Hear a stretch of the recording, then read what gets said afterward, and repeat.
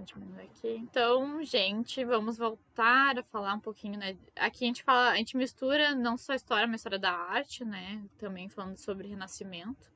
E aí a gente volta rapidamente só para falar das três etapas do Renascimento italiano. E aí, lembrando, não é só na Itália, Renascimento, né, em toda a Europa, mas aqui a gente foca mais na Itália, que é o berço do Renascimento nesse momento. Mas a gente parou em Quattrocento, a gente estava falando de Quattrocento e Quinquecento. E aí a gente fala do Maquiavel. Mais pra frente a gente vai trabalhar mais com alguns pensamentos do Maquiavel, principalmente no absolutismo, porque ele é considerado um dos pais da política moderna, né? Que é essa política desassociada da religião, que até então, até a Idade Moderna, a gente tinha essa questão, essa concepção de que o rei era de ordem divina e toda uma questão relacionada à religião cristã. Ainda existe isso no absolutismo, ainda vai ter essa questão da legitimação pelo, né, uma ordem divina, Deus que nomeia, digamos assim, esse homem para ser o rei. Mas a gente também tem outro lado, o lado também político, de como um rei, suficiente não, ele é importante para centrar, unir um país. E aí, no caso, ele faz o Maquiavel, ele é italiano, então ele vai fazer sobre ordem, assim, digamos assim, do Lourenço. Até tem uma fotinho do Lourenço aqui para trás que eu passei, talvez, deixa eu ver. Não, tá para frente. Aqui, Lourenço de Médici, que ele pensa que um príncipe seria então importante para unificar a Itália naquele momento, como a gente falou, que era um lugar um território totalmente fragmentado em poder. Eram vários poderes, isso acontece também no Sacro Império Romano Germânico, que eram vários principados, né? E aí o poder era totalmente fragmentado. E aí ele constrói essa ideia, né, de um rei forte, e aí tem várias frases que são delegadas ao Maquiavel, tipo, os meios justificam. Não, os fins justificam os meios, só que na verdade não é isso que está escrito no livro, isso é só um resumão do que ele fala, né? E da coisa de ser temido do que ser amado também é uma das concepções que ele tem no Príncipe, certo? Aí o Rafael Sanzio e o Michelangelo, que o Michelangelo já falei na outra aula, questão da escultura, do corpo humano, etc., né? Da busca do humanismo, que é essa tradição greco-romana. E aí eu não tenho aqui, mas o Tiziano também, né? O Tiziano também é um dos grandes pintores desse momento e tem toda uma técnica de pintura que difere. E aí a gente começa a ver nesse momento, no Cinquecento, a escuridão tomar conta do renascimento ali, daquelas artes, né? Que até então eram bem claras e coloridas. Eu acho que não coloquei o Tiziano, mas o Tiziano começa a botar umas coisas super dark e que vai começar a ser muito famoso essas cores após o Renascimento com o Barroco, principalmente. E com Rembrandt lá na Holanda e em outros lugares começa a ter essa coisa mais obscura da arte, né? O claro escuro, né? Essa coisa de claro, escuro, de ter um contraste muito grande das cores das pinturas, né? Do óleo. Mas enfim, só passando mesmo, isso aqui a gente já viu, né, na última aula. A Catarina Sforza, que era uma então, dessas famílias. O Lourenço, a gente já falou sobre isso, né, sobre o Maquiavel ter feito aquela obra, não homenagem a ele, mas direcionada para um estudo dele mesmo.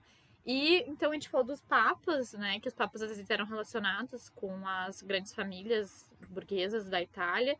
E aqui a gente vê o Papa Alexandre VI, com a filha Lucrécia e o filho Cesar, que então eles são pessoas extremamente importantes, novamente são mecenas, eles estão patrocinando essas artes, patrocinando arquitetura, esculturas, nesse período, certo?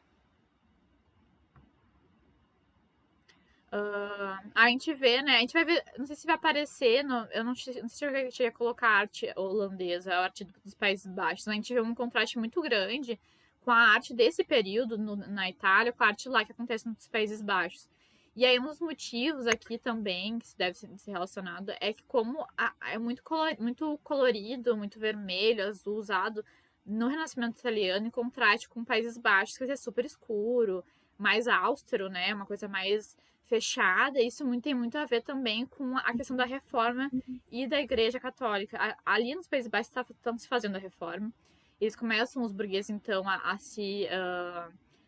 não se aliar, mas a compreender o dogma das reformas, ali, principalmente de Calvino e Lutero, né? Com Calvino ali na questão. e aí eles começam a usar roupas mais sóbrias. E aí isso demonstra um pouco mais nas pinturas, que nos Países Baixos eles vão fazer pinturas do cotidiano. E essa é uma das grandes diferenças entre aqui na Itália e lá na Holanda. Lá na Holanda eles pintam o quê? Pintam natureza morta, pintam pessoas fazendo coisas, a vida dos burgueses naquele momento. Na Itália tem isso, claro, como a gente viu ali, a pintura da Catarina, do Papa, enfim. Mas a gente tem na Holanda acontecendo muito mais a reprodução no cotidiano. E aí a reprodução no cotidiano leva também essas cores mais altas, mais pretas, que os reformistas usam nesse momento. Até porque eles também têm a coisa da idolatria, que eles achavam que idolatria era uma coisa errada, né? Ou essas coisas de imagens e tudo mais. Então, se reflete na arte daquele momento. A gente também já mostrou o nascimento de Vênus, né? Que a gente falou com essa de trazer essa cultura greco-romana, Vênus, então uma deusa pagã. Uma fotinha do Nicolau Maquiavel aqui, né? Com uma toguinha. A escola de Atenas, pelo Sanzio. Aí a gente vê, olha só essa profundidade, tipo, isso não existia até 200 anos antes disso, né, de acontecer, mas olha a perspectiva aqui, a reprodução, né, do que eles imaginavam ser a escola de Atenas. E aqui também, né, a gente também retraz essa coisa da filosofia, da coisa do grego, né. Eu não lembro quem que tá aqui no meio, eu esqueci, não sei se não é Platão. É uma das pessoas, tipo, dos grandes pensadores daquele momento. Hã? Sócrates, não sei Isso, também. eu acho que é Sócrates. Eu acho que é a produção dele, isso. Eu acho isso. Cadê? Travou aqui. Teatro da Capela Ele Sistina, talvez né? seja um dos mais famosos do Renascimento inteiro, né? Não sei, mas o teto da Capela Sistina e o David Michelangelo, talvez, né? Sim, aqui a gente vê, né, o afresco, como eles são chamados, as pinturas normalmente em paredes de catedrais, né, capelas, são chamadas de afrescos, não pinturas em si, mas são afrescos. Aí a gente vê aqui, né, que a gente vê a imagem do que seria Deus e o homem, né, nessa aliança e tudo mais. Uma das coisas que a Seria gente Adão, pode... ele coloca Oi? uma Adão. Seria Adão o primeiro homem, se eu não me engano. Ai, eu não lembro exatamente como é que... Eu Eu acho, eu tava acho lendo... que é Deus dando, tipo, a vida a Adão, ao primeiro Isso. homem. Mas eu não digo com certeza absoluta, mas imagino que sim. Eu acho que sim. Eu não tenho certeza, porque eu não lembro agora. Eu realmente não lembro da história. Mas, tipo assim, eu lembro. Tava vendo uma das coisas sobre isso, né? De como a gente vê nessa obra que a questão do teocentrismo e do antropocentrismo, que a gente falou também na última aula, do antropocentrismo, o homem como meio, o teo como o Deus como meio. A gente vê aqui a mudança até dentro de uma igreja, tipo, a imagem do homem em conjunto com de Deus, de lado a lado. Eles não estavam. Deus não era mais o centro, mas é como se eles estivessem quase num patamar muito próximo, assim, claro, Deus mais elevado, obviamente, mas dando uma força, né, magética, porque seria o antropocentrismo. O homem, ele também é tão elevado quanto, ele é uma imagem de Deus aqui, né? Então, essa imagem, ela mostra, tipo, não tem ninguém no meio aqui, os dois estão em lados diferentes, né, da mesma pintura. Michelangelo aqui no E cantinho. uma outra coisa interessante também é que o Renascimento, como a gente comentou na aula passada, ele tem uma visão positiva quanto à questão humana, diferente, por exemplo, da Reforma Protestante, ela vai ter uma visão mais negativa quanto ao humano, acreditando que a salvação seria interna e divina, mas que os homens por si já seriam mais considerados impuros, seriam considerados pessoas sem muita solução, a não ser pela fé, que a gente vai ver logo na sequência. Mas o Renascimento ele tem uma visão mais positiva do homem, né? Positiva do humano. E isso a gente pode ver aqui com essas artes, por exemplo, do Michelangelo, que nem era tanto pintor, como tu comentou, né, Julinha? Ele era mais escultor, né? Aqui embaixo a gente vê a Pietà, né? A Pietà de. Pietà é o nome que se dá para todas essas Marias, né? Segurando Jesus Cristo após ser retirado da cruz. Inclusive, tem uma Pietà em Caxias do Sul. Agora que alguém tava me dizendo desses tempos que tinha uma Pietà muito bonita numa igreja, acho que em Caxias do Sul. Então, tipo assim, ele foi uma das pessoas que já vinha, Pietà já vinha antes de Michelangelo, mas ele eleva isso a um nível absurdo. O detalhe dos músculos, das vestes, era assim, absurdo. Vocês chegam perto disso, claro, eu nunca cheguei perto do meu sonho, né? Mas deve ser, tipo, uma coisa sobrenatural, assim, não, quase divino, né? Pra época, né? E, de novo, né, gente, artes vinculadas sempre com a religião também. Os renascentistas não eram ateus, tá? Não confundam isso. Sim. Por mais que eles tinham uma questão vinculada ao conhecimento, ao humanismo, a tirar tanto a sacralização do conhecimento e trazer mais para o cotidiano, eles não eram ateus, tá? Isso tem que ficar muito claro. Tanto é que isso que eles estão fazendo aqui é um serviço à igreja. Por que, que vocês acham que as igrejas são tão suntuosas? Por que vocês acham que as igrejas são tão grandes e tão altas e feitas de um jeito que vocês entram assim, abismados com aquilo? Tipo, nossa, olha isso, olha essa arte, olha essa arquitetura.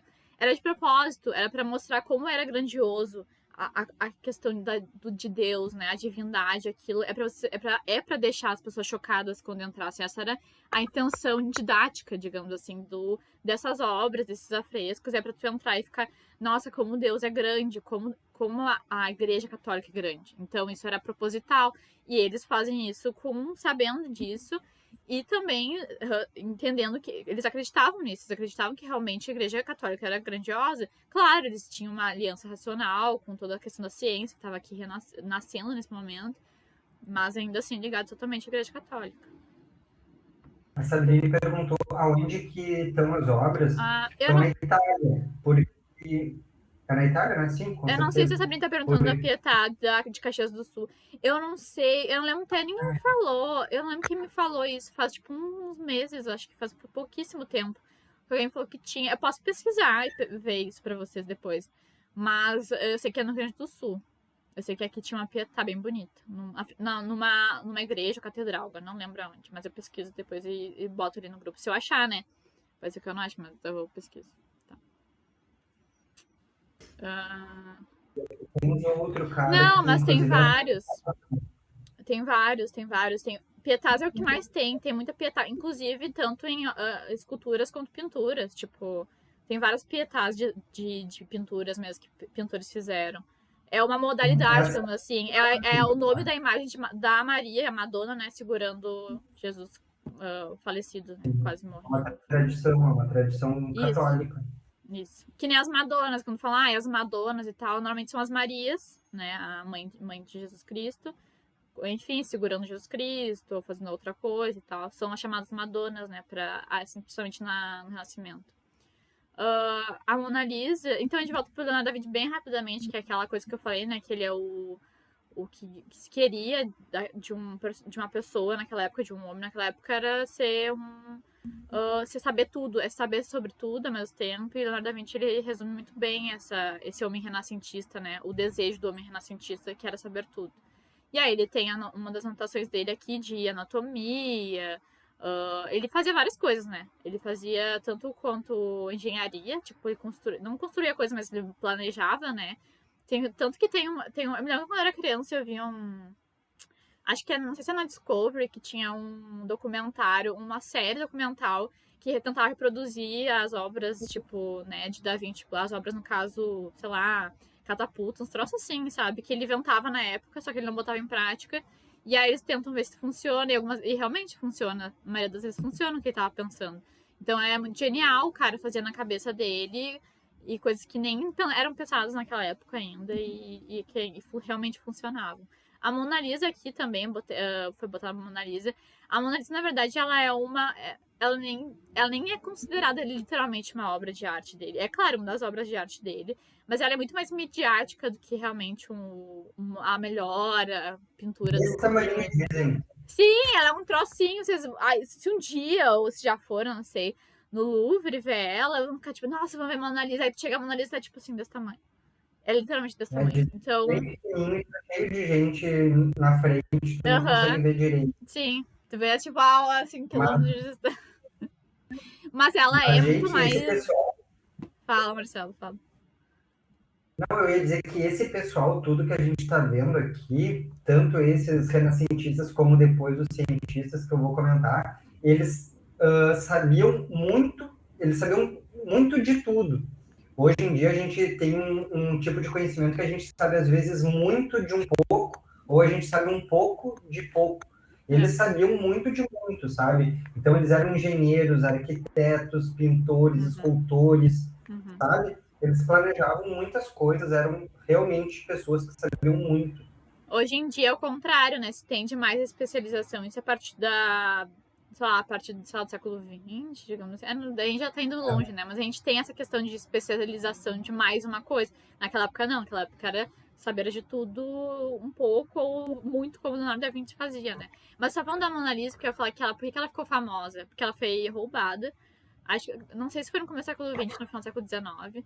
E ela sumiu por um bom tempo, e daí teve toda uma procura pela Mona Lisa e tal, e acharam ela depois de uns anos. Mas é um resultado disso, na verdade, ela não era, até o século XIX, ela não era famosa. Ela era, tipo, ok, uma das grandes obras do Leonardo da Vinci, mas ela não era tudo isso. E aí, a partir desse momento que ela é roubada e depois devolvida pro Louvre, que ela vira um fenômeno, assim, sabe? Então ela é uma coisa muito mais recente do que realmente, assim, desde aquela época ela é. Tanto que acho que uma das grandes pinturas, afrescos dele é a Última Ceia, né? Então, eu acho que é uma das grandes obras, assim, do Leonardo da Vinci. Ai, ai. Outra obra religiosa, viram? Hã? Não viu? Outra obra religiosa também. Isso, Sabine, eu falei. Eu falei na última aula sobre o homem vitruviano, o estudo dele de anatomia que ele fazia. Ele era, adorava anatomia, né? E ele fazia isso na escondidinha ali, porque não podia. A igreja católica falava: não pode fazer dissecação. Mas ele acabava. Não vou roubar, não é dizer roubar corpos, mas ele acabava fazendo uns troços aí pra conseguir abrir corpos.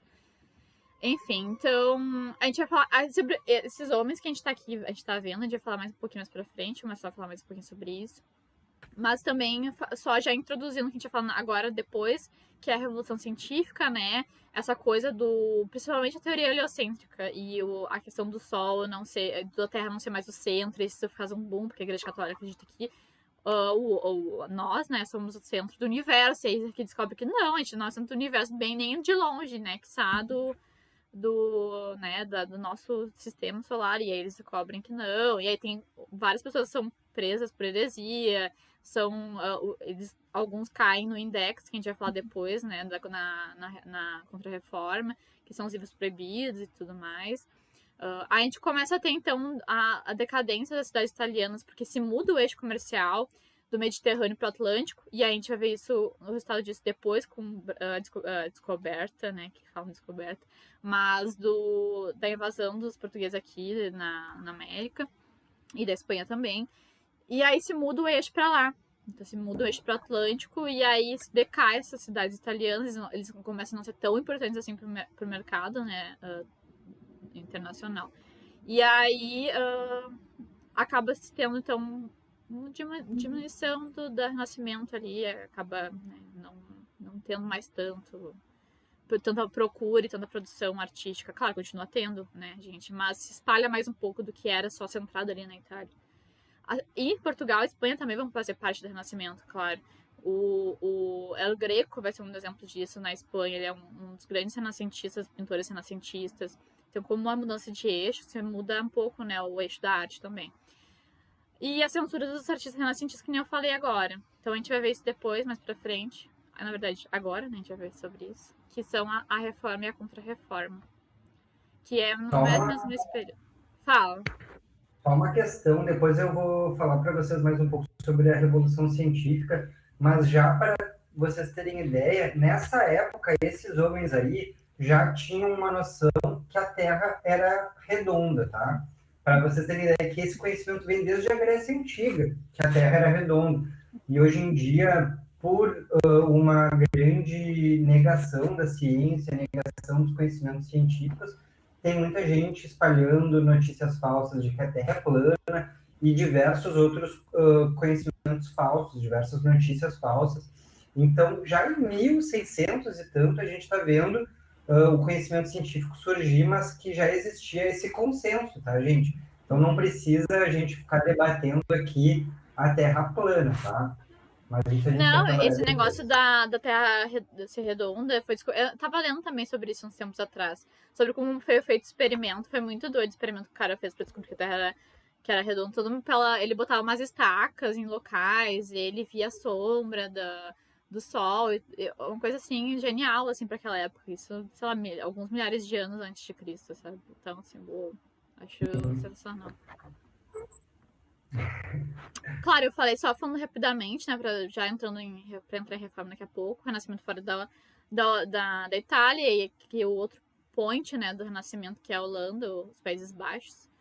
E aí o Erasmo de Roterdã, que era um cara, pode parecer bizarro, mas ele era clérigo, ele era da igreja, mas ele acreditava que estava errado as coisas, tipo, ele acreditava numa maior liberdade, ele fazia várias críticas à igreja, né, e aí ele era um cara humanista, isso pode parecer estranho, mas era o Erasmo de Roterdã, e ele escreve em Teologia da Loucura, nesse período, agora não...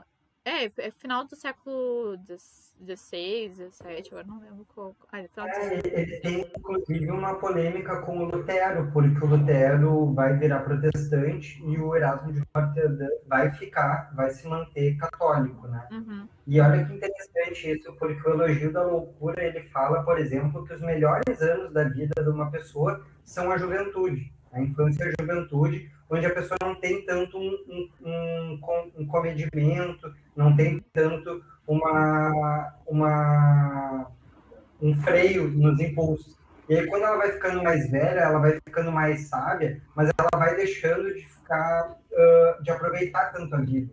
Então, é essa a teoria dele sobre o elogio da loucura nesse momento. Uhum.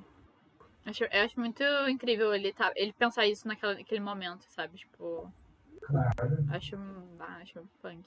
Então, aí você vê o Erasmo Rotterdam e você vê essas vestes pretas, isso é uma coisa que acontece bastante. Acho que no outro slide também tem um dos pintores de Jan van Eyck, também com... Vocês veem essa coisa mais austera, mais escura, e isso era bem representativo dos Países Baixos. Vocês veem uma pintura escura, meio vermelha, meio preta, que eles usam muito isso.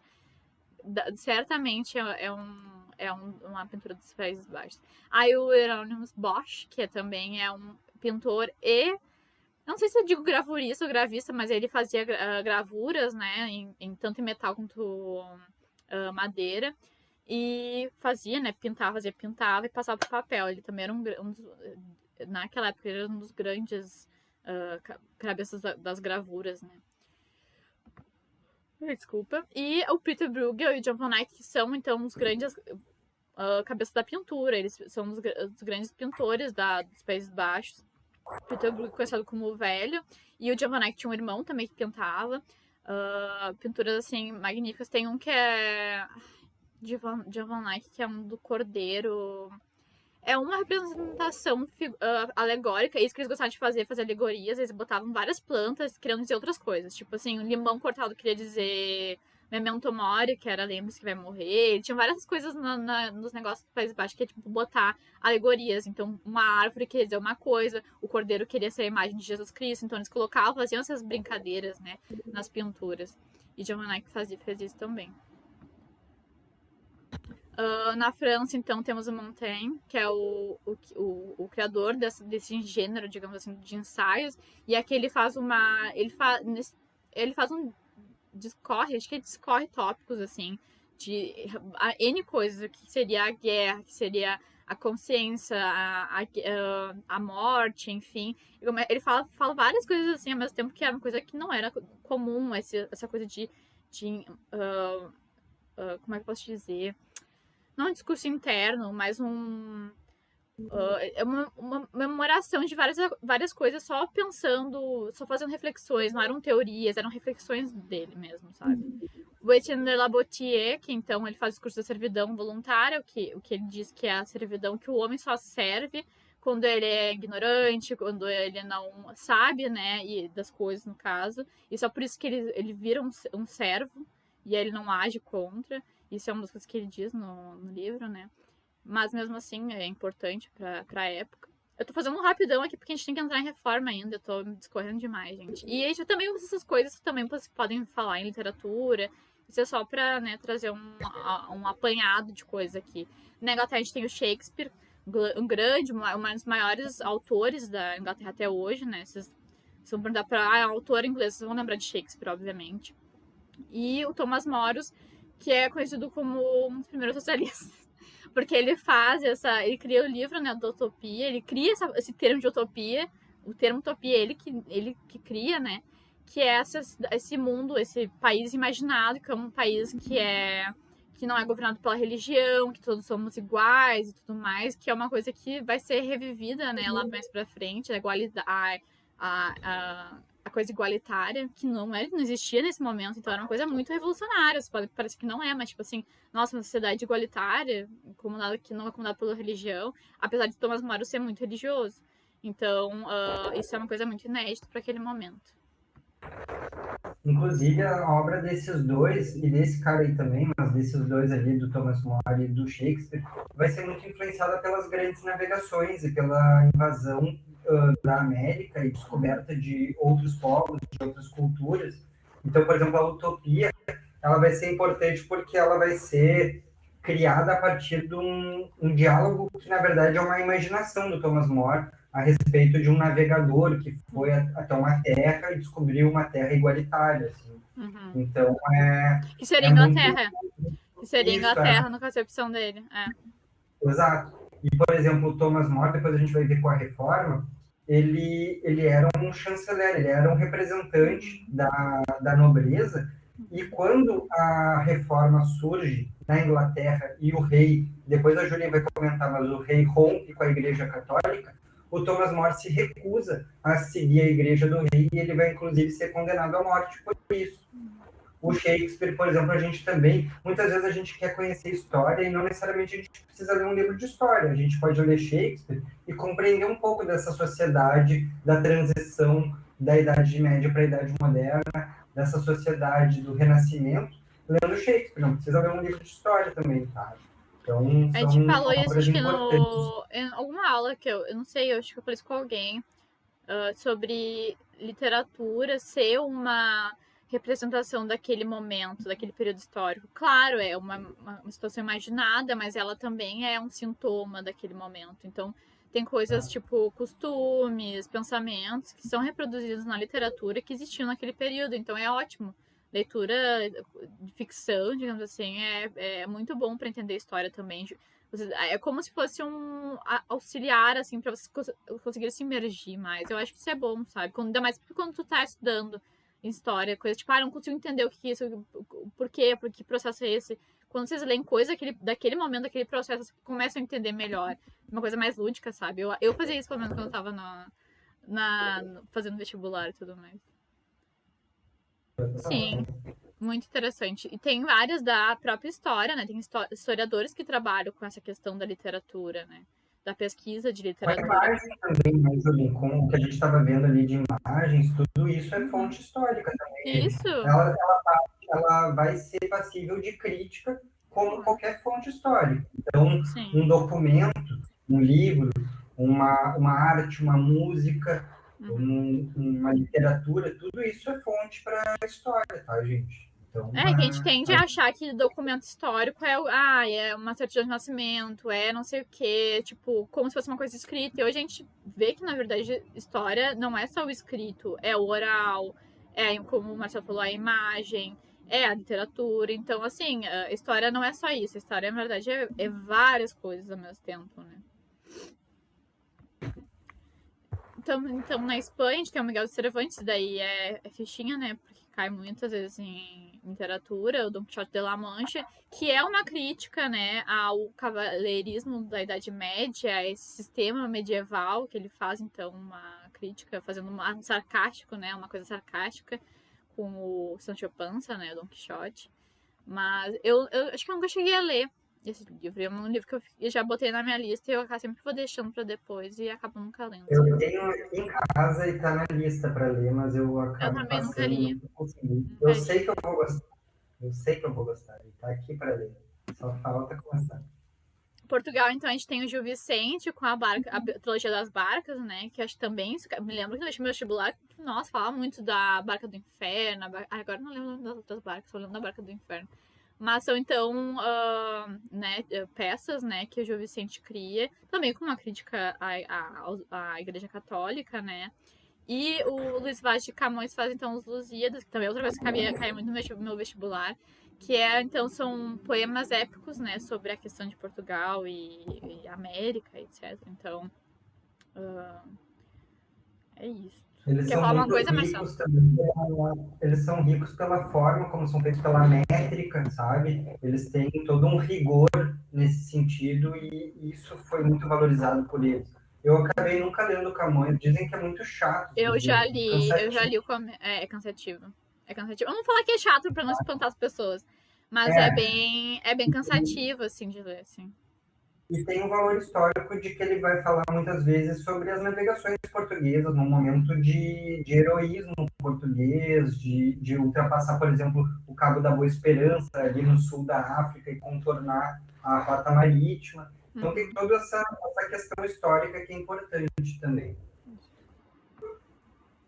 Então, enfim, entramos em reforma religiosa. E aí a gente tem que lembrar que isso tem muito a ver com o Renascimento. A gente tá botando em tópicos separados e tudo mais, mas são coisas que se correlacionam totalmente, porque a reforma começa no meio do Renascimento. E claro, ela vem já, apesar de ela nascer propriamente no século XVI, e 1500 e pouco, ele já vem dando seus primeiros passos, assim, nessas, digamos, essas não reivindicações, mas dúvidas de pessoas fora da igreja, dentro da igreja também, sobre o que se fazia dentro, né? Então, lá em 1300 a gente tem, começando com John Wycliffe, nunca sei falar desse cara, mas é um cara de Oxford, da Universidade de Oxford, na Inglaterra, que ele começa a questionar algumas coisas. Acho que a indulgência é uma das coisas que ele faz, né? Uma pergunta, né? Tipo, tá, mas isso aqui, isso aqui, isso aqui. E ele começa a falar. E a igreja não curte muito isso, obviamente. E aí excomunga ele, eu acho. Depois vem um outro, que eu não sei se é. Não lembro que país que é, eu acho que é na Suíça, se eu não me engano, que é o John White, que ele também vai fazer isso aqui. Ele é da igreja, ele era um clérigo. E o que acontece com ele? Ele é excomungado, claro, né? Porque ele tá falando, questionando a igreja, só que não apenas isso, ele é condenado à fogueira, ele é queimado por que seria as heresias nesse momento. Então se começa a ter um boom das heresias, né? Dos movimentos heréticos, que nem a igreja fala, que nem os cátaros também vão ser muito perseguidos nesse momento. Começa a se ter a questão da caça às bruxas vem também a partir disso. Mas então começa a se perguntar o que se faz, né, dentro da igreja.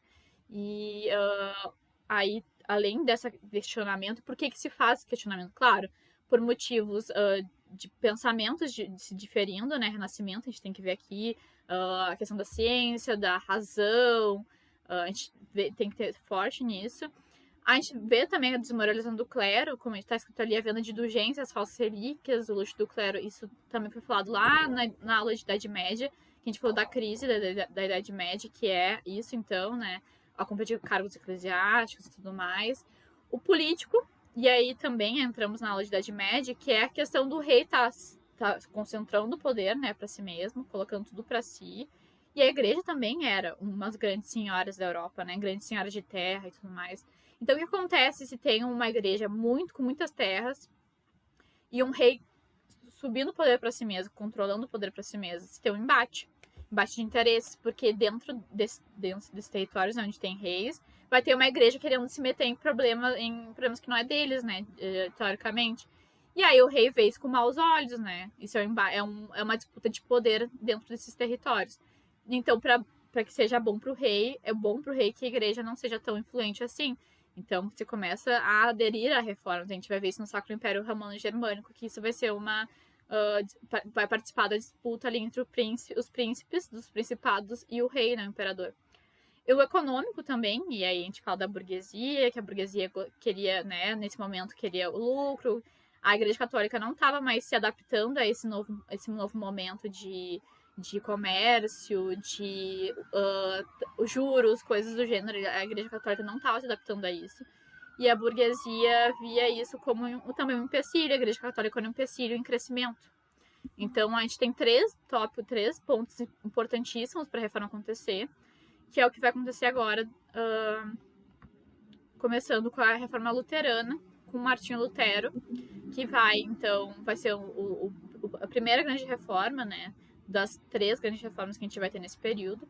Ele, na verdade, ele encabeça, então, esse movimento, ele abre as portas para os outros que vão vir depois, que vão ver, então isso é possível de fazer, então é possível reformar a igreja.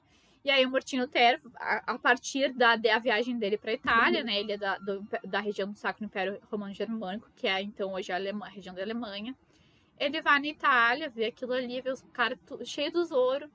Os caras, tipo, os caras estão vivendo aqui numa... Estão muito de boas aqui, isso não tá certo. Ele vê isso com maus olhos, ele volta para o Sacro Império Romano Germânico e começa a questionar isso. Fala, não, olha só, os caras vivem no luxo, isso não pode, isso não... E ele era um monge agostiano, então ele já tinha uma concepção diferente de viver na simplicidade, na pobreza e tudo mais. E aí, com esses questionamentos dele, o que acontece? Ele é excomungado da igreja, ele recebe o papel dele lá falando que ele é excomungado, e aí, o que ele faz? Ele rasga o papel e escreve, então, as 95 teses e coloca na porta da igreja de Wittenberg. E aí, o que tem nessas 95 teses? Claro que a gente não vai falar sobre todas as teses aqui, isso é impossível, né?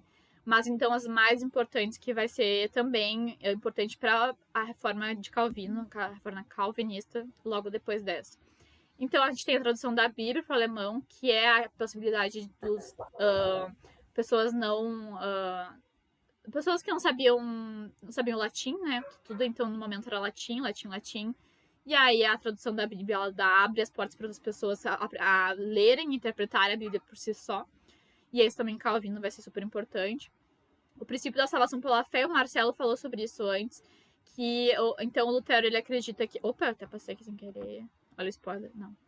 Que é a questão da não salvação pelas obras, que era o que a Igreja Católica pensava, né? A salvação pelas obras, que Lutero pensa que o homem, ele é, na verdade, ele é destinado a pecar, e não o contrário. Não que ele vá pecar, ele nasceu para pecar.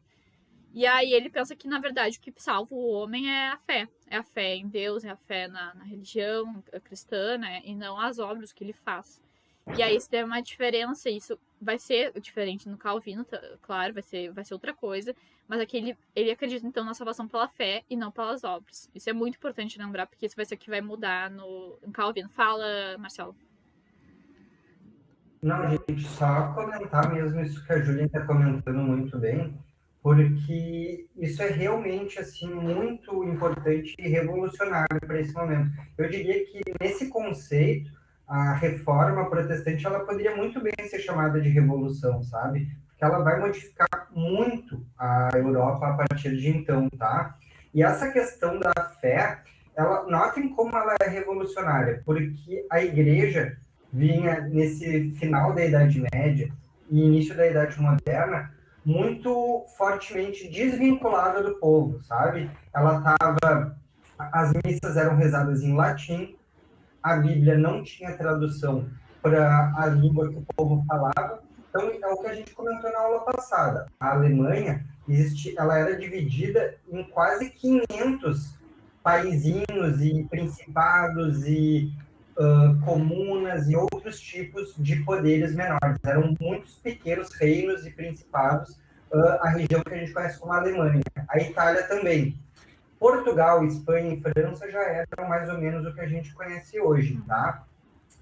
E essa região da Alemanha, da onde vai sair o Lutero, ele vai ter essa questão quase que revolucionária mesmo, de dizer que a tua fé, ela não depende da instituição da igreja, ela depende da tua comunhão com a tua fé, com a tua espiritualidade interna com Deus.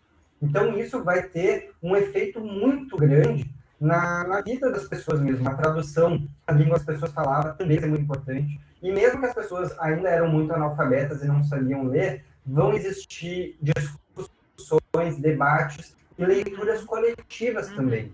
Então, isso vai ser muito importante. E, assim, não tem como a gente entender a Europa moderna, o período moderno, sem a gente entender a reforma. Porque vai desencadear uma treta maligna a partir de então, que as guerras que vão acontecer nos 2 séculos seguintes vão ter muito relação com a reforma e com a contra-reforma, tá? Porque, como a Júlia comentou, a igreja, ela era detentora de muitos pedaços de terra.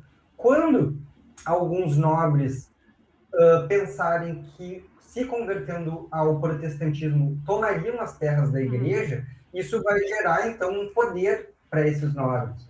E as tretas que vão gerar, as guerras que vão acontecer no século XVI e XVII na Europa, vão ser relacionadas muitas vezes com essas regiões, onde ou a burguesia era protestante e a aristocracia católica, ou ao contrário, a aristocracia era protestante e os camponeses eram católicos. Isso vai gerar muitas guerras, que não era o que queria originalmente os protestantes, né? Mas que acabou acontecendo. Mas só chamando essa atenção para a fé individual, que foi uma questão muito importante nesse momento. Eu acho que a reforma em si, tanto a reforma calvinista e a luterana, ela tem essa concepção de ti, uma relação tua direta com Deus, né? O que existia antes com a Igreja Católica era o intermédio, que a Igreja Católica era o intermédio necessário para tu ter uma palavra, ter uma ligação com Deus, com aquela imagem divina, né? E aqui não, aqui eles falam, não, vocês enfim, cristãos reformados, vocês têm a possibilidade de se relacionar direto com Deus. E aí a tradução da Bíblia, a utilização da língua alemã nos cultos, como tá ali, ela é isso, é o entendimento do cristão, né? Do que está sendo lendo, do que está sendo, do que está sendo lido e do que está sendo ouvido. Então isso é o que o Marcelo falou, é a revolução total da reforma frente aos dogmas, então, da Igreja Cristã Católica, né? E isso vai ser essencial também na reforma anglicana, né? Mesmo que seja uma coisa diferente, né, do que está acontecendo aqui, ele ainda vai levar essas ideias do Lutero, principalmente do Calvino principalmente, para a igreja anglicana lá na Inglaterra. Enfim, né? O que o Marcelo falou de disputas, desse uso da Inglaterra, desculpa, da igreja, como disputas internas, né? Principalmente no Sacro Império Romano Germânico. Isso acontece aqui, ali até botei na nobreza alemã, ela queria diminuir a influência do clero na região. E aí eles veem isso com bons olhos, vai bom. Essa ideia do Martinho e Lutero é genial, vai acabar com as terras da igreja, para quem quer ficar essas terras, para nós, é menos influência. E eles apoiam Lutero, né? Os príncipes ali da região apoiam Lutero.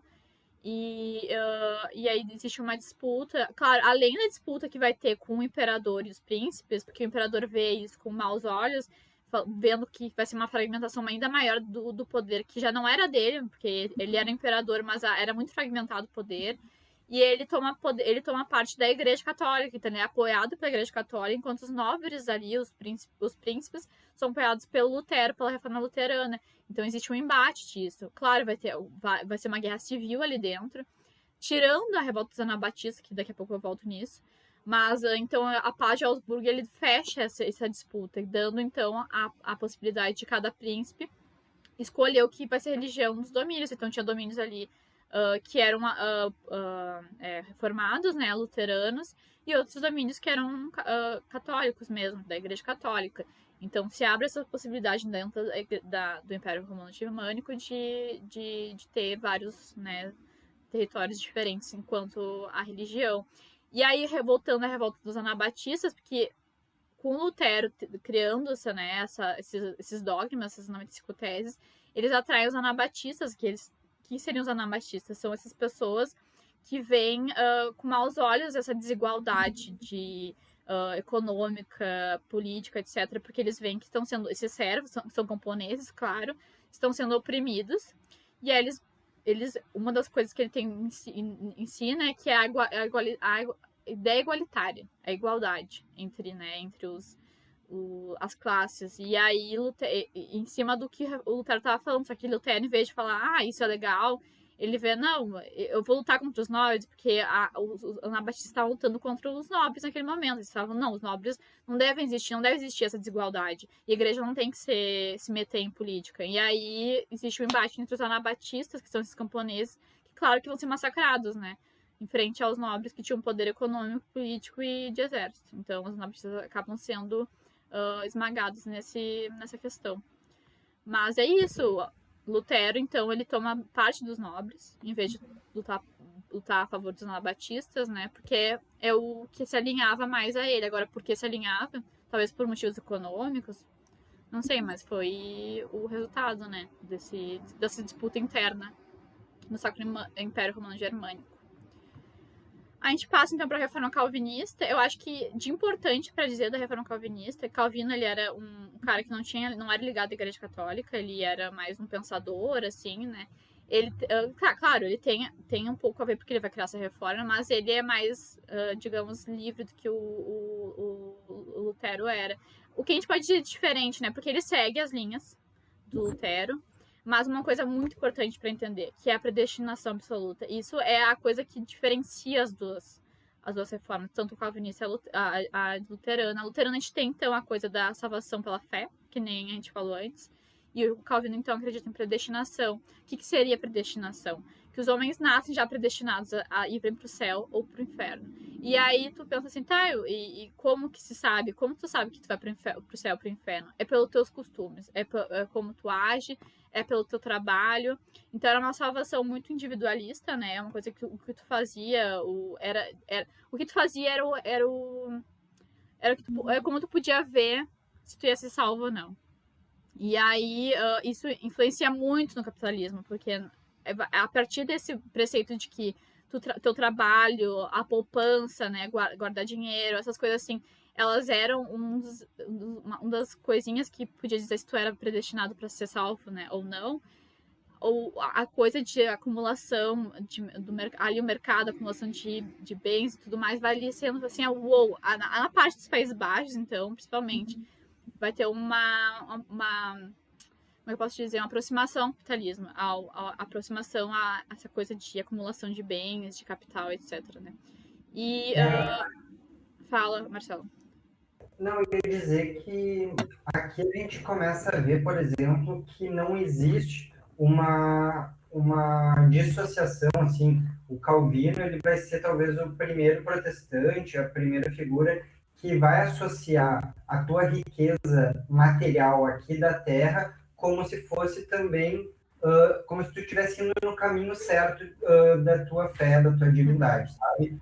Então, a gente começa a ver aqui um momento onde os teus bens, a tua riqueza e o teu trabalho começam a ser valorizados, diferente da Igreja Católica, que sempre pregou uma questão mais austera, uma questão de pobreza aqui na Terra, para ter depois o paraíso no céu, sabe? Então a gente começa a notar essa diferença.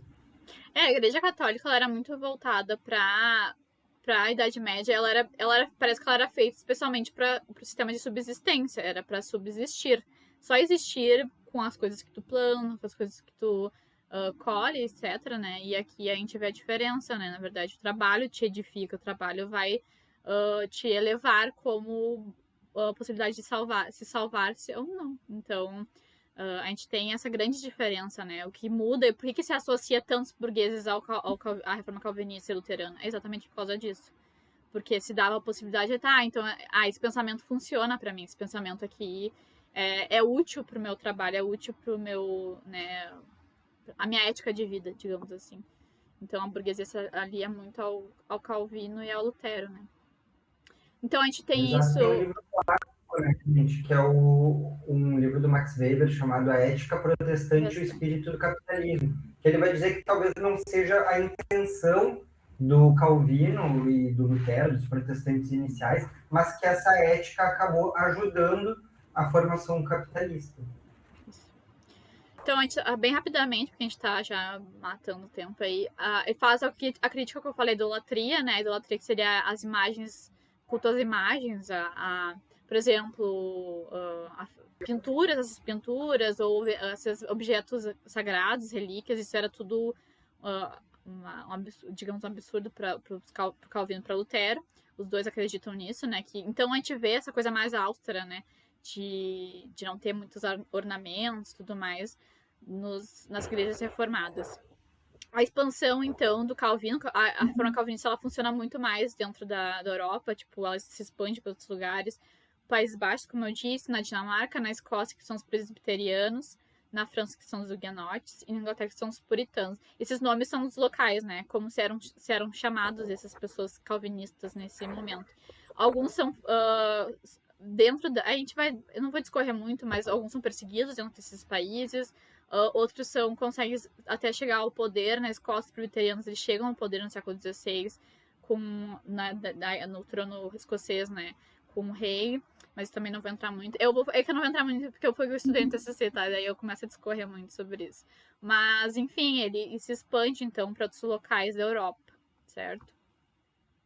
E o anglicanismo. Aí ele tem uma diferença enorme para os outros dois, porque ele tem um cunho totalmente político. O que se faz, né, aqui na Inglaterra, com o Henrique VIII, né, o Henrique Tudor, ele nem, assim, aí se fala, não, porque ele queria se divorciar, e por isso que a igreja não permitiu o divórcio, né, e ele queria se divorciar da Catarina de Aragão. E aí ele falou, pô, acho que eu vou criar uma igreja minha. Só que, claro, não foi por isso, foi por uma questão totalmente econômica, porque ele queria tirar as terras da igreja, ele queria tirar o poder da igreja na Inglaterra. E aí ele é uma pessoa super absolutista. Vocês vão ver depois nas próximas aulas que ele é um dos exemplos, assim, de absolutismo na Europa, junto com o Rei Sol, né, o Luís XIV da França. Ele vai ser um dos grandes imagens do absolutismo na Inglaterra. E aí ele tira as terras da igreja e cria uma nova igreja, que é a igreja anglicana, que existe até hoje, né? Onde o rei é o papa. Ele é o que dá as cartas na igreja. Ele é a cabeça, o pai da igreja, digamos assim. Então, a gente tem, então, diferente dos outros dois, um cunho político, total político. E aí, ele confisca e dá as terras para os nobres ingleses. Porque aí ele começava uma grande aliança com os nobres. Já tinha, né? Mas ele dando essas terras para os nobres, esses nobres se ligavam muito mais, né? Tipo assim, sendo mais fiéis ao rei. E aí se concentrava ainda mais o poder para o Henrique VIII. E aí, o clero, né, que estava na Inglaterra, o clero católico, ele foge, alguns fogem, outros são obrigados a submeter. Alguns são mortos, inclusive, umas pessoas do clero, né? Bispos, padres são mortos, né, por perseguição, porque não quiseram se converter ao anglicanismo. E os nobres, então, juram a fidelidade ao rei, à igreja católica, a igreja anglicana. Então, basicamente, ele se casa várias vezes, né, o cara que a partir daí se casa umas 6 vezes, mata várias delas, né. O Henrique VIII era assim, ó, terrível. Sim, tem a Ana Bolena, tem o filme da Ana Bolena, que é a outra, inclusive um dos grandes filmes. Eu amo esse filme, acho maravilhoso, por favor, vejam. Que é com a... esqueci o nome dela. Scarlett Johansson. Johansson, exatamente. Filme maravilhoso. Tem vários filmes com o Tudor. Acho que vocês têm uma série. Tem uma série também. Isso. Nossa. Eu não vi ainda. Mas aí tem com a Elizabeth. Depois a Elizabeth a gente fala nos próximos slides. E a Contra-Reforma, então, fechando essa coisa da reforma, a gente tem a reação da igreja. Que, óbvio que a igreja não vai ficar calada, né? Falando, pô, os caras estão querendo tirar meus fiel, como assim? E aí eles fazem fazem vários atos, digamos assim, para reverter essa perda de fiéis. Porque perder fiel era perder money, né? Sendo bem direto, assim, não é uma coisa... A gente não tá falando em questão religiosa aqui, tá? A gente tá falando com a igreja como uma instituição. E aí isso tinha a ver com a questão econômica também. E aí a Igreja Católica ela vai criar uma fundação, a Fundação da Companhia de Jesus, que vai ser muito importante pra gente aqui no Brasil, com a catequização dos índios, né? Que eles vão criar pessoas, os chamados jesuítas, que são os soldados deles, que são as pessoas que vão se expandir por todos os lugares fora da Europa pra conquistar novos fiéis, né, pra si mesmo. E aí eles vão tentar catequizar pessoas que não eram católicas, né, até então. E aí, se aqui tanto isso vai ser muito importante aqui na região do sul, né, com a questão das missões. E aí, enfim, mas isso também para aula de Brasil, né. Mas só deixando claro que isso é uma reação da Contra-Reforma. Essa criação da Companhia de Jesus é, então, uma reação da Contra-Reforma para se angariar novos fiéis para a Igreja Católica, certo? A gente tem o restabelecimento da Inquisição, que existiu na Idade Média e é restabelecido, então, o Tribunal do Santo Ofício, que é meio que a caça, né, heresia e tudo mais. Se tem a ideia de que também a Caça das Bruxas também é uma das coisas da Inquisição. Só que a Caça das Bruxas não acontece só aqui na Inquisição, certo? Ela vai acontecer também nos lugares reformados. A Caça das Bruxas, na verdade, ela foi um movimento super amplo que acontece tanto em países reformados quanto países que eram católicos, só que de formas diferentes. Mas também é um dos sintomas, né, da Inquisição, junto com a busca da heresia, que são as pessoas que eram reformadas, que são vistos como heréticos. O Index, então, que é a lista de livros, eu já comentei isso antes, né, que são livros que são proibidos de ser produzidos e são queimados em fogueiras. Como eu já falei, acho que até pesquisei antes, eu esqueci agora um texto que eu acho que vai ser botado no Index. O Dante, umas obras do Dante, vai ser botado no Index. Giordano Bruno também. Enfim, coisas científicas, coisas filosóficas vão ser colocadas dentro do Index. E o Concílio de Trento, que então ele bate o martelo para falar, pô, isso aqui o protestantismo é herege, e a gente tem que dar um basta, daí se vai caçar, né, esses heréticos nesse momento. A gente botou umas fotinhos aqui do processo de conversão de indígenas, né, um jesuíta aqui, e uma ilustração do Tribunal de Santo Ofício acontecendo. Falando rápido, desculpa, porque eu não quero tomar tempo do Marcelo, que vai falar agora, e bora, Marcelo. Não, relaxa. Gente, alguma dúvida até aqui? Pesado, né, gente? É pesado. Muito conteúdo, eu sei, mas a gente tenta fazer de uma maneira que seja mais tranquila para vocês também. Por favor, sem deixar de ter né? Mas o sextou tem que ser para vocês entenderem. Se não estiverem entendendo, não adianta. Pode perguntar, Sabrina. Pode falar. Não tem problema. Pode interromper no meio também quando quiser. Não, pode falar, Sabrina. Por favor, fale. Eu gosto de questões. Se eu souber, eu respondo, né? Às vezes eu não sei. Não sabemos tudo. Professores não sabem tudo. Com o mito que o professor sabe tudo, né? Mas, não sabemos tudo. Vamos ver. Eu tinha essa coisa, né? Tipo, é que a gente cria uma imagem, tipo assim, que não existe utópica do professor. O professor tem toda a bagagem de conhecimento, que ele vai fazer, tipo, eu sei tudo. Mas É um ofício, é uma profissão que, como qualquer outra, a gente vai aprendendo, né? Pergunte.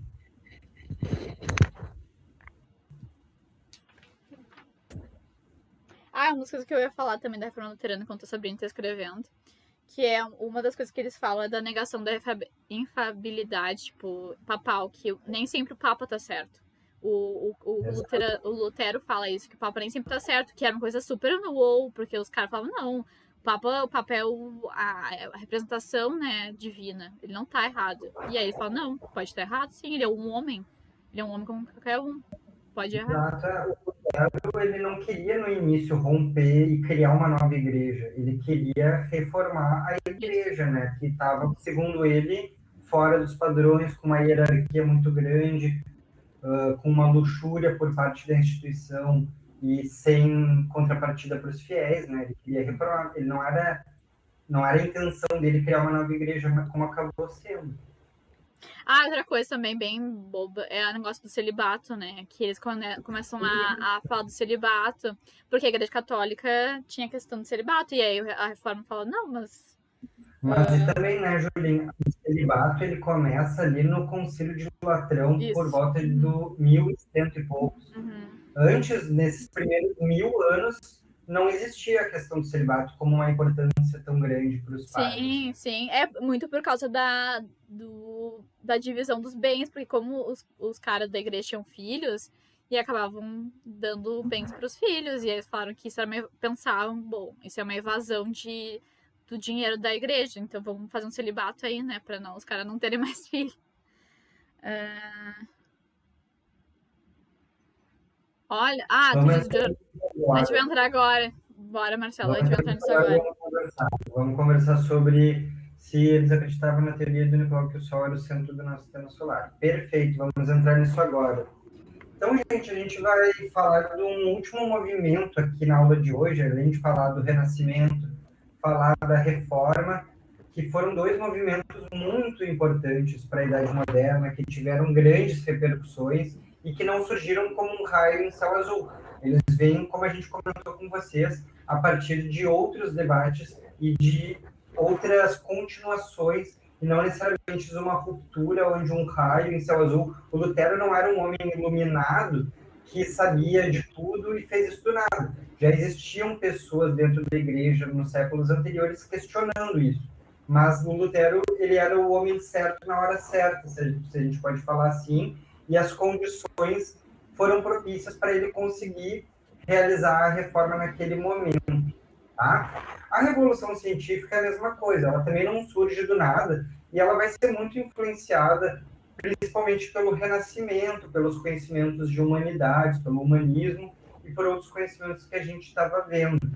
Então, uma questão inicial, só para a gente falar sobre a Revolução Científica, é como eu comentei com vocês, hoje em dia, tanto a religião como a ciência estão sendo muito comentadas e, às vezes, de maneira muito mal e porcamente faladas, sem muita precisão nos conceitos, com muita caricatura, com muita pouca vontade das pessoas se entenderem também. Só querem estereotipar um tipo de saber. Então, a gente traz aqui essa parte da aula e é muito importante notar que esse negacionismo que tem surgido de hoje, ele pode ser muito contestado já por essa época, assim, tá? Então, essa revolução científica que a gente vai ver a partir do século XVI, XVII, vai ser posterior ao Renascimento cultural e ela vai se colocar, então, como um conhecimento capaz de comprovação, uma experimentação. Então, a partir de experimentos, vai se poder gerar uma crítica, uma lógica, um aperfeiçoamento, a partir também de uma característica que era o racionalismo. E vai ser voltada para a resolução de problemas das pessoas, tá? Então, ela vai ter essa característica, vão ser angústias que vão buscar ser respondidas, e não a partir de dogmas e a partir de outros tipos de saberes mais medievais que eram dominados por parte da igreja, tá? Vai ser, então, um momento de rompimento com os dogmas escolásticos e vai se consolidar, então, um novo tipo de conhecimento vinculado à valorização do estudo e da técnica, tá? Notem, por exemplo, eu não sei como foi os estudos de vocês na escola, mas na universidade, na faculdade, quando a gente vai apresentar um trabalho, por exemplo, até hoje a gente coloca lá introdução, tema, metodologia, tá? Bibliografia utilizada, tudo isso é porque a gente produz conhecimento científico. E a ciência, ela busca explicar da onde ela tira esse conhecimento, tá, gente? Então, ela tem um tipo de método, nem todos os métodos são iguais, existem diversos tipos de métodos, existem diversos tipos de conhecimentos dentro da ciência, mas ela diz da onde ela tirou tal argumento, ela diz da onde ela tirou tal questão, e isso é muito importante. Para a gente que trabalha com história, isso é fundamental, porque existe, por exemplo, o terraplanismo da história, no nosso caso, que é o nazismo de esquerda. E a gente vive lutando para dizer que o nazismo não é de esquerda. E existem conhecimentos científicos e conceitos que a gente utiliza, base documental, para dizer que o nazismo é de direita, de extrema direita, tá? Então, todos esses tipos de conhecimento científico, a gente busca a partir de alguns aspectos importantes, tá? Eu vi no Zap também. O Zap disse que realmente Hitler era amigo do Stalin. Exato.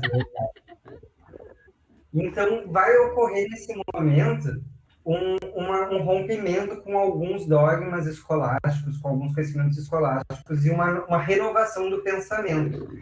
E olha que, pode passar, Júlio, para mim, uma coisa muito curiosa e interessante. Os personagens dessa revolução científica que a gente vai ver aqui são profundamente religiosos, tá, gente? Todos eles, tá? A gente vai falar do Newton, aqui ele era um cara religioso, a gente vai falar do Descartes, porque eles acreditavam, eles eram religiosos, mas eles buscavam um conhecimento de uma maneira racional. Então, eles separavam um pouco essas questões, apesar de ainda existir algumas misturas, algumas influências. Por exemplo, a questão da astrologia era ainda muito forte nessa época. Vários desses pessoal aqui acreditavam em astrologia. A O Da astrologia Vinci foi... acreditava. O Da Vinci era super astrólogo. E, por exemplo, os caras, antes de fazer as grandes navegações que a gente vai ver, eles consultavam astrólogos antes de sair para as viagens. Então, o conhecimento ele era científico, mas era o que era chamado de conhecimentos naturais, que envolviam outros saberes também. Diferente um pouco de hoje, que se evoluiu para um outro caminho, tá? Mas que nessa época ainda existiam outros conhecimentos dentro. Então, aqui a gente tem alguns personagens, né? O Newton com a dinâmica física, que vocês veem na matéria física. Tem o Pascal e o Torricelli, o Huygens, o Kepler, que vai ser importante pela questão da elíptica, das voltas elípticas em torno do Sol, dos planetas, né? Enfim, a gente comenta isso. Acho que vocês veem em física, o Kepler é um cara importante. O Descartes, que aqui está colocado como teórico da matemática, e olha que louco, porque a gente vê ele também na filosofia. Muito. Justamente de novo, porque esses caras sabiam muito de tudo. Eles não eram um conhecimento fechado como a gente tem hoje. Eles eram basicamente... Transdisciplinar. Era uma coisa transdisciplinar, né? Eram alguns conhecimentos muito vinculados ali à filosofia, à humanidades, e outros conhecimentos vinculados à natureza, que era física, química, biologia, mas eles estudavam tudo dentro de um amplo aspecto, assim, dentro de vários temas dentro de uma disciplina em si, assim, não existiam essas divisões que a gente conhece hoje e que vão surgir a partir do século XIX, tá? Pode passar, eu acho que é mais isso, mais para comentar sobre esse pessoal, que vai ter uma importância muito grande, como não vou acabar me aprofundando em cada um, mas eles vão ter questões muito importantes para a física, para a química, para a biologia. Posso passar? Pode passar, pode passar. Eu quero terminar a aula falando um pouco da questão da Sabrine que eu comentei, né? Eu acho que esse é o último slide. Então, eu vou comentar para a Sabrine. Deixa eu ver. Gente, os 3 autores primeiros que a gente viu lá no início, o Copérnico, o Giordano Bruno e o Galileu, eles podem ser colocados dentro de uma mesma ordem porque eles foram uns dos primeiros pensadores a falarem a partir das observações, a partir de técnicas que eram consideradas científicas, a observar que, na verdade, a Terra, diferente do que a Igreja e os medievais colocavam, não era o centro do universo, não era uma terra amorfa que eles colocavam como se fosse o centro do mundo, e que, na verdade, ela estava girando ao redor de uma estrela que seria o Sol, né? Então, o Copérnico vai ser o primeiro, ele era um polonês, ele vai ser o primeiro a comentar sobre essa teoria heliocêntrica. Depois vai vir o Giordano Bruno, que, olha, ele era um cara de dentro da igreja, ele era um monge, se eu não me engano, ele era de alguma ordem, agora eu não me lembro qual. Ele é excomungado, ordem... né? Ele é morto. Ele vai ser excomungado e ele vai ser queimado na fogueira, porque ele vai acreditar, inclusive, na infinitude do universo. Então, ele vai ir além e vai colocar, inclusive, que o universo vai ser infinito, e que não teria necessariamente um criador, mas que Deus estaria em todas as coisas, ele vai colocar. E isso ele vai descobrir a partir de alguns estudos e livros que ele encontra dentro dos monastérios, mas que eram proibidos, escritos da antiguidade mesmo. E na sequência vai vir o Galileu Galilei, que ele é conhecido como um dos pais da ciência também. Apesar de serem esses três um caminho assim, do conhecimento científico, o Galileu também vai seguir nessa tese do heliocentrismo, considerando então que a Terra girava ao redor do Sol, como outros planetas também giravam ao redor do Sol, e que a gente não estava necessariamente parados, que a gente não estava... a gente estava numa órbita girando e que não estaria, inclusive, como se estivesse no chão, mas estivesse flutuando mesmo, né? A partir de leis físicas.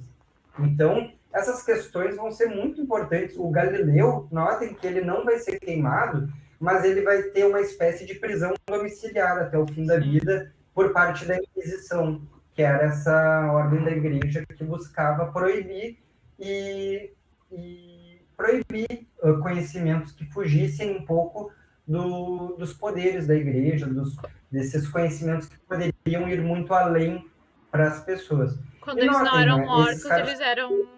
eles eram impedidos de escrever também, né? Tipo, tinha isso, eles eram impedidos. Ele ficou preso, mas tinha pessoas que não eram presas, mas eram impedidas de produzir conhecimento, além de ser presas, né? Perfeito, perfeito.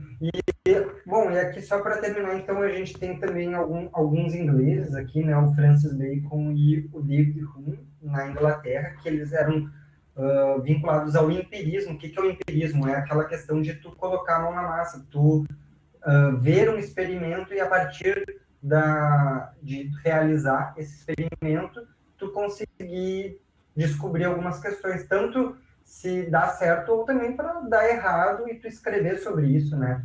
Eu acho que a ciência ela tem um conhecimento importante também quando não dá certo as coisas e ela pode ser escrita e dizer, por esse caminho não deu certo.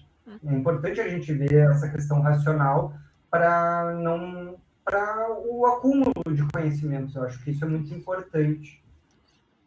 E temos ali o Descartes e o Spinoza também com o racionalismo. Então, notem, gente, esses movimentos que a gente viu na aula anterior e de hoje são movimentos um processo de longa duração, mas que a gente consegue, a partir de hoje, distinguir e notar algumas diferenças em relação ao período anterior, que talvez essas pessoas que viveram nessa época até não tivessem se dado tanta conta, assim, de como inovador estava sendo. Mas, de minha parte, é isso, gente. Acho que acabou, né? Não sei se tem mais alguma coisa, acho que não. Ah, não, essas são questões. Esse slide, inclusive, vocês podem baixar aqui, tá? Oi? Não A ouvi, Julia Marcelo. faz isso de uma maneira muito boa e brilhante, que eu não sei fazer, que é a flechinha ali embaixo, dá para Aqui, baixar o ó. slide. Aqui, Tem questões e material de apoio, que é alguns documentários. Tem documentário do Da Vinci, tem documentário do Lutero. Então, tem coisas bem legais para vocês curtirem no sabadão, se quiserem. E na aula que vem, então, a gente vai falar sobre entrar em absolutismo mesmo, falar sobre absolutismo, mercantilismo. A gente vai dar uma analisada na França, na Inglaterra, ali que estava rolando, que são, então, os grandes modelos do absolutismo, né? São diferentes entre si, claro, mas são modelos fortes de absolutismo. E é isso, galera. Vamos descansar um pouquinho, né? Vamos relaxar agora um pouco. Alguma dúvida, gente? Se ficar uma dúvida, digam, pelo amor de Deus. E se vocês não quiserem falar aqui, vocês podem nos chamar pelo Zap Zap, né? E aí a gente tenta responder, né? Tenta achar pra vocês caso a gente não saiba também, né? É isso que é isso, né? Valeu, então, a presença de todos e todas. Coração. Se cuidem, Certinho, gente. Se cuidem, boa noite e bom fim de. Usem máscara, por descanso. favor. Valeu, gurizada. Semana que vem tamo junto de novo.